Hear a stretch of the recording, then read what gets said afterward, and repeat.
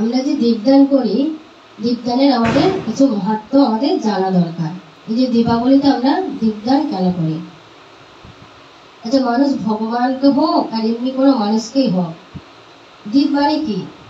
প্রদীপ। প্রদীপে কি থাকে? কি থাকে? তেল থাকে। আর কি থাকে? আমি দানটা কি করছি ভগবানকে? আগুন না? প্রদীপটা জ্বলে গেলে সেটা আগুন হয়ে গেল না? আমি তো আগুনটাকে দান করছি না। দীপদান মানে কি? মানে আগুনটা দান করছি। তো যিনি হচ্ছেন সমস্ত ঐশ্বর্যের মালিক, তেনার কাছে ভোগ আছে, মানে সরব ঐশ্বর্য পূর্ণ, তো তেনাকে আমার কি আগুন দান করতে হয়? আর আগুন কি কোনো দানের বস্তু? ভগবানকে তো আমি ফুল দিতে পারি, মালা, চন্দন, ফল, কোনো বস্ত্র, স্বর্ণ, এগুলো দিতে পারি। আমরা দীপ কেন দান করছি? আর এটা তো আমাদের জানা দরকার। তো বলছে এই জড়জগতে যা কিছু আছে সব কিছু দূষিত হয়ে গেছে। যা কিছু আপনি বাজারে কিছু নেবেন, সব কিছু কেমিক্যালে ভরা। ফল নিলেন, ফুল নিলেন, সবে ইঞ্জেকশন পুশ করা। আপনি একটা ঘি নিতে গেলেও তাতে কেমিক্যাল দিয়ে, একটা তেল নিতে গেলেও একটা কেমিক্যাল। তো সব কিছুতেই দূষিত, মানে সব কিছুই কেমিক্যাল আর কেমিক্যালে ভরা। তো তারপরে কি হয়েছে? সব থেকে বড় দূষিত হয়েছে আমরা। আগেই অপবিত্র, দূষিত হয়ে গেছে জড়জগতে থেকে। তারপরে দূষিত হয়েছে আমাদের মন। একেবারেই মনটা অপবিত্র। কারণ মন হচ্ছে যে এখানে তো বসে আছি, কিন্তু মন কোথায় কোথায় ঘুরছে। আর মনের দ্বারা আমরা অবিরাম পাপ করতেই ব্যস্ত। কে ভক্ত তার সমালোচনা করছে, কে অভক্ত তার সমালোচনা করছে, মানে আন কোথায় ব্যস্ত মন। তার জন্য মনটা অপবিত্র। তারপরে এই যে বায়ুটাও দূষণ, জলও দূষণ, পরিবেশও দূষণ, সবই তো মানে দূষিত হয়ে গেছে। তাহলে ভালো কি আছে? ভালো তো কিছুই নেই। আর আমরা দান করলে কি স্বর্ণ, ভূমি, কি বলে, যা কিছু আছে আর কি, অন্ন, বস্ত্র, এইগুলো দান করতে পারে। কারণ দ্বীপ কেন দান করছে? মানে আগুন কেন দান করবে? আগুন কি কিছু দানের বস্তু? আগুন যদি আপনাকে দান করে, আপনাকে কি করবে? পুড়িয়ে ছাই করে দেবে না? আমি যদি কারো বাড়ি একটু আগুন দিয়ে আসি, সে আগুন কি করবে? সবকিছুকে পুড়িয়ে ছাই করে দেবে না? কিন্তু না, এখানে আগুন, এই বিশ্ব মানে যা কিছু আছে সবকিছু বিশ্বের মধ্যে সবকিছু দূষিত হয়ে গেল। আগুন হচ্ছে যে অতি পবিত্র। আগুন কখনো দূষিত হয় না। আগুন দূষিত জিনিসকে মানে সেটা পবিত্র করে। অপবিত্র জিনিসকে আগুনে দিলে সেটা শুদ্ধ হয়ে যায়। আমরা তাই যজ্ঞ করি, যজ্ঞতে কি আগুনে সব কিছু সব, তো যজ্ঞ হোক যা কিছু, অগ্নি আমাদের সব কিছুকে পবিত্র করে। কিন্তু অপবিত্র কখনো অগ্নি নয়। যেমন আমরা সোনাকেও যদি আগুনে ফেলে দিই, সেটা আবার খাঁটি সোনা হয়ে যায়, ঠিক না? আমরা কয়লাকে যদি আমরা আগুনে ফেলাই, তখন সেটা কয়লার রং কালো থাকে না, সেটা একদম আগুনের মাথায় লাল চকচক করে। তাহলে আগুন কতটা মানে তার মাহাত্ম্য কিরকম, তার মানে কতটা সে উপযোগী, কতটা। তো আমরা ভগবানকে আগুন দান করছি, তার কারণ হচ্ছে দুটো। তার কারণ কি? দুটো।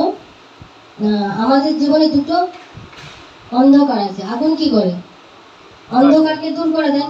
একটা যে ঘর অন্ধকার, ওখানে যদি একটা প্রদীপ দিই, ওই প্রদীপের আলোতে কি হয়? অন্ধকারটা দূরীভূত হয়ে যায় না? তো এই দীপদান করার অর্থ হলো, মানে আমি যে ভগবানকে আগুন দান করছি, আলো দান করছি, তার ফলে কি হবে? আমাদের জীবনের অন্ধকারটা দূর হয়ে যাবে। তো আমাদের জীবনে দুটো অন্ধকার আছে, যেটা আমাদের খুবই মারাত্মক অন্ধকার। কিরকম না, আমরা মৃত্যুর পর কোথায় যাব? সেই যে রাস্তাটা, সেই রাস্তাটা কি পরিষ্কার থাকবে? এখানে তো একদম লাইট দিয়েছে। দীপাবলি মানে কি? বলছে লাইট জ্বালিয়ে আর চারধারে মোমবাতি জ্বালিয়ে ঝকমক করছে, এটাই কি দীপাবলি অনুষ্ঠান? না। দীপ জ্বালানো মানে কি? আমরা সবসময় বলি অজ্ঞানতিমিরান্ধস্য জ্ঞানাঞ্জন শলাকয়া চক্ষুর উন্মিলিতম যেন তস্मै শ্রী গুরবে নমঃ। এই চক্ষুর উন্মিলিত মানে চোখটা যে খুলবে, কি চোখ? জ্ঞান চোখ। এই জ্ঞান চোখটা যে খুলবে, তবেই না আমার মানে মনের মধ্যে যে অন্ধকার সেটা দূর হবে। এই দীপ জ্বালানো, দীপদান করা মানে শুধু দীপ জ্বালাবো, ঘরটাকে সাজাবো, আলো সাজাবো, এটাও নয়। আমাদের মনের ভেতরে যে একটা চোখ আছে, মনের মধ্যে যে একটা জ্ঞান আছে, জ্ঞান চক্ষু, সেই জ্ঞান চক্ষুটাকে উন্মিলিত খুলতে হবে। তবে আমরা প্রকৃত জানতে পারবো যে কিসে আমার মঙ্গল হবে। আর এই যে অন্ধকার বলছি, যে মৃত্যুর পর আমি কোথায় যাবো? এখানে তো এত আলো ঝলমল করছে, আর যখন মারা যাবো, দেহত্যাগ করবো, তারপরে তো আমার অন্য জগৎ, সেই জগৎটা তো পুরো অন্ধকারময়। তাহলে সেই জগতে কোথায় যাবেন? রাস্তা কোথায় খুঁজবেন? হাতে কি টর্চ লাইট নিয়ে যাবেন? না ইমার্জেন্সি নিয়ে যাবেন? কিছুতে নিয়ে যেতে পারবেন না। কর্ম নিয়ে এসছেন আর কর্ম নিয়ে যাবো, তাহলে রাস্তা সেখানে দেখবো কি করে? তাহলে তো পুরো অন্ধকার, কোন দিকে যাবেন? তো তার জন্য ভগবান বলছে যারা আমাকে এই মাসে দীপদান করুক, কিংবা যখন সব ভক্তরা তো মঙ্গল আরতি করে সকাল সন্ধ্যা, এই আরতি করে, তো যারা এইভাবে ভগবানকে দীপদান করবে, আরতি করবে, ভগবান বলছে আমাকে যতটুকু মানে দীপ দিয়ে আমাকে আরতি করলো, তার থেকেও আমি বেশি দিয়ে যখন সেই জগতে যাবে, আমি তখন তার লাইট আলো জ্বালিয়ে রাস্তাটা পরিষ্কার করে দেবো আমার কাছে আসার জন্য। হরি বল। তাহলে দীপদানের ভাবটা বুঝতে পারছেন যে কতটা গুরুত্বপূর্ণ। এই জগতে তো সবাই আছে আমার, কিন্তু ওই জগতে তো কেউ থাকবে না। এখানে আমার একটা যদি কেটে যায়, মলম লাগানোর অনেক লোক আছে, আমি যদি মাথা করে পড়ে যাই, আমার ঘরের লোক দেখবো, আশেপাশে পাড়া প্রতিবেশীর লোক দেখবো, আমাকে হয়তো নিয়ে সাক্ষাৎ অ্যাডমিট করে দিল হসপিটালে। কিন্তু এই জগৎ ছিল, ওই জগতে যখন যাবো কে নিয়ে যাবো আমাকে? কিন্তু আমরা সেই কথা একদমই ভাবি না। আমরা এখানে আছি, ভাবছি আমরা খুব ভালো আছি, খুব আনন্দে আছি। তো এটা হলো একটা অন্ধকার। আর একটা অন্ধকার কি না, আরেকটা অন্ধকার হলো জননী জঠরের জ্বালা, মানে মায়ের পেটের যে অন্ধকার, সেই জ্বালাটা কি ভাবছেন একবারও? আমি যদি আপনাদেরকে বলি যে আমি 24 ঘন্টার জন্য আপনাকে আপনার বাথরুমে থাকতে দেবো, আর সেই বাথরুমের মধ্যে এসি দেবো, সব কিছু দেবো আপনাকে, একদম ভালো ভালো খাবার, পনিরের আইটেম, বিরিয়ানি কি ফ্রাইড রাইস কিছু হলো দিলাম আপনাকে, তো আপনি কি 24 ঘন্টা একদিন বাথরুমের মধ্যে থাকতে পারবেন? সবারই উত্তর হবে না, যে আমি বাথরুমে থাকতে হয়। হ্যাঁ, সে তো উল্টে দাঁড়ায়, পাখাতে ঝুলে ঝুলে তোমার পাটা উপর দিকে থাকবে, মাথাটা নিচের দিকে থাকতে হয়। তাহলে এখন যেহেতু আমাদের জ্ঞান আছে, আমরা কি বললাম, অ্যান্সারটা কি দিলাম, উত্তর দিলাম যে আমরা 24 ঘন্টা বাথরুমে থাকতে পারবো না। তাহলে এখন যদি 24 ঘন্টা বলছি বাথরুমে থাকতে পারবো না, তাহলে মৃত্যুর পর আপনি যে উদ্ধার পাবে তার তো কোনো গ্যারান্টি নেই। আর আপনি যে মানে কি বলে মনুষ্য জন্ম পাবে, তারও কোনো গ্যারান্টি নেই। তাহলে যে কোনো না যে কোনো একটা জন্ম হবে, তখন সে কুকুর, ছাগল, বিড়াল, ব্যাঙ, সাপ, কিছু যা কিছু হতে হবে, যা কিছু হোক জন্ম যদি নিতে হয়, তাতে কারো না কারো তোমাকে গর্ভেই যেতে হবে, পেটের মধ্যে তো যেতে হচ্ছে।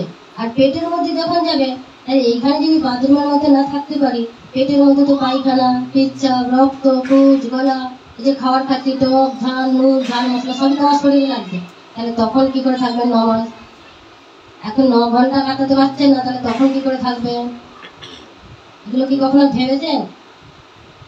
আমরা শুধু আমাদের কি সংসার সংসার সংসার, পুরো মায়া সংসারে ফেসে গিয়ে শুধু মায়ায় আবদ্ধ হয়ে মানে ভেবেই যাচ্ছে, মনে থাকে, বাইরে গেলে মনে থাকে, সকলে জান না।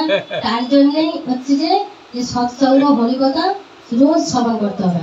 তার জন্য রোজ, যেমন আমি ডেলি রুটিন মানে চার্জ ব্যাটারিতে, যেমন মোবাইলে রোজ চার্জ দিতে হয়, এখন দেখবেন এত ইউজ করছি তার জন্য মোবাইল হ্যাং হয়ে যায়, চার্জ থাকে না। সেরকম আমরা জড় জগতে এত আসক্তি হয়ে যাচ্ছি, যার জন্য আমাকে মোবাইলের চার্জের মতো আমাকেও চার্জিং করতে হবে, রোজ হরিকথার মাধ্যমে, রোজ সাধুগুরু বৈষ্ণবের সঙ্গ করতে হবে, সেটা অনলাইন হোক কিংবা অফলাইন হোক। রোজ যদি করি, তাহলে আমি রোজ নিজেকে চার্জ দিতে পারছি না, তাহলে আমি এখান থেকে ছিটকে যাবো না, ছিটকে পড়ে না, ভয়টা আমার থাকবে না। তার জন্য আমাকে এটা রোজ করে যেতে হবে, যে আমি আজকে করলাম, আজকে প্রচুর কাজ করছি আর পারবো না, শরীরটা ক্লান্ত, ঠিক আছে কালকে করে নেবো না। ওই যে একদিন করলে না, ওটাই হচ্ছে আপনার ফল্ট রয়ে গেল। আজকে করলেন না, পরের দিন করবে আজকেও আর পাচ্ছি না, তখন 2 দিন হয়ে যাবে। ওই 1 দিন করে 2 দিন করে 3 দিন করতে করতে আপনার ওটা শেষ হয়ে যাবে। ভগবান লাইনে দিয়ে দেখেন, যখনই কিছু আপনি যাবেন সঙ্গে, তখন তো বেশি কাজ থাকে, অন্য কাজ যেটা আপনি না যেতে পারেন। ওটাই হচ্ছে মায়া দেবী কি বলছেন, আর আমি সেদিনকে বললাম আগের মানে প্রবচনে, যে দুর্গা দেবী আমাদেরকে 10 হাতে কিন্তু আটকে রাখার চেষ্টা করবে, কারণ কি আমার দোষটা আমাদেরই, আমরা চাই না। আমি যদি মনে প্রাণে চাই ভগবানের কাছে যেতে, ভগবান আমাকে দেখবে, আমার কিন্তু পরমাত্মা অন্তরে বসে আছেন যে আমি কতটা চাই ভগবানকে। তার জন্য গীতায় কি বলছে, যে যথা আমাকে প্রপদ্যন্তে তাং ততৈব ভজামজ্জম, যারা আমাকে যেভাবে উপাসনা করে আমি ঠিক তাদেরকে সেইভাবে আমি তাদের মহাপ্রাণে প্রদান করি। তো আমার ভাগটা কিরকম কতটা আছে সেভাবে দেখি ভগবান তাদেরকে প্রদান করবে। এমন নয় লোক দেখানো, আমি এখন এরকম করছি আর পরে আর কিছুই নেই, ওটা লোক দেখানো, ওটাকে বলে কপটতা, ছল কপট ভগবান একদমই পছন্দ করে না। আর তাদের মধ্যে ভক্তিও আসবে না, যে আমি দেখানোর মতো ভক্তি করলাম যে হয়তো কেউ আসবে জানছি, তো তার জন্য একদম আমি খুব ভক্তি করছি, আরে একদম পরিষ্কার ক্লিন, আর যা চলে গেছে যেই কে সেই, মানে কোনো ভগবানের সেবাও নেই, পূজাও নেই, নাম জপ নেই, মালাও নেই, মানে আচরণও অশুদ্ধ, কথাবার্তাও ভালো নয়, মানে এমন রূঢ় ব্যবহার করছি যেটা আমার মধ্যে কোনো ভক্তির কোনো লেশ মাত্র গুণ নেই। তাহলে সেখানে কি করে ভক্তি উদয় হবে? তাহলে তো হবে না, ছলকপট হয়ে যাচ্ছে না, যে আমি বৈষ্ণবের কাছে দেখাচ্ছি আর আমি আমার আবার রূপে আমি আবার ফিরে আসছি এক সময় আলাদা, নিজের রূপটা আমি আবার নিজে পরে প্রকাশ করছি। এরকম করলে আমরা ভক্তি পথে এগোতে পারবো না। আর ভক্তি পথে এগোতে হলেই চৈতন্য মহাপ্রভু কি বলছে, যে চেত দর্পণ মার্জনা ভব মহামাগাগ্নি নির্বাপনা। আর কিনাদপি শুনেছেন তরলেপু সহিষ্ণু অমানে না মানদেন কীর্তনীয় সদাহরি। এই যে মহাপ্রভু যে বলেছেন এগুলো শিক্ষাষ্টকমে, আমাদেরকে ভক্ত হতে গেলে কার মতো হতে হবে? তিনের মতো হতে হবে। তিনও মানে ঘাসের মতো। এই ঘাসের উপর দিয়ে পা দিয়ে মারিয়ে চলে গেল, ঘাস যেমন কোনো মাথা উঁচু করে না, কিছু করে না, সেরকম আমাদেরকেও মাথা নিচু করে থাকতে হবে। আর মানে না মানও দেন কীর্তনীয় সদাহরি, মানে যিনি সম্মানীয় ব্যক্তি তেনাকেও আমি সম্মান করবো, যিনি সম্মানীয় ব্যক্তি নয় তেনাকেও আমি সম্মান করবো, তাকেও আমি সম্মান করতে হবে। এমন নয় যে ধূর ও ভক্ত নয়, ওকে পরোয়া করতে হবে না, ফালতু কথা বললো, হ্যাঁ সম্মান এরকম নয়। কারণ ভগবান বলছে গীতাতেই, তার জন্য বলছে বিদ্যা বিনয় সম্প্রাণ নেই ব্রাহ্মণ গভীরস্তিনী শুনি সে বলছে অপাকে স্বপণ্ডিতা সমদর্শিনা। যিনি বিদ্যান ব্যক্তি হবেন, যিনি পণ্ডিত ব্যক্তি হবেন, তিনি কুকুর বিড়াল ছাগল পশু হাতি যা কিছু আছে সবাইকে সমান চোখে দেখবেন। যে একজন পণ্ডিত ব্যক্তিও যিনি তেনার মধ্যে পরমাত্মা আছে, আর কুকুর বিড়াল ছাগল তার মধ্যেও কিন্তু পরমাত্মা আছে। কুকুর বলে আমি একটা যেতে যেতে লাঠি মেরে চলে গেলাম, একটা ভিড় ছড়ে দিলাম, একটা লাঠি দিয়ে মেরে দিলাম, এরকম কিন্তু করলে চলবে না। যেহেতু আমি